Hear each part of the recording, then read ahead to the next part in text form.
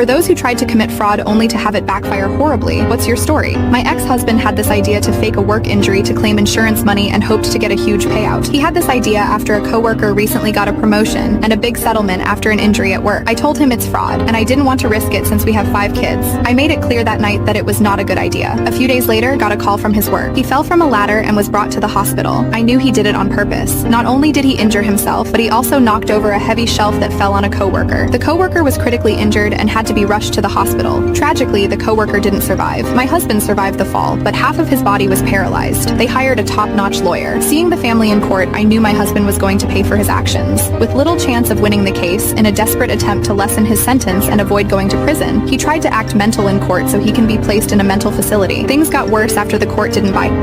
Court saw through his lies, and he was sentenced to prison for fraud and manslaughter. What's heartbreaking is that the coworker's pregnant wife is now all. For those who tried to commit fraud only to have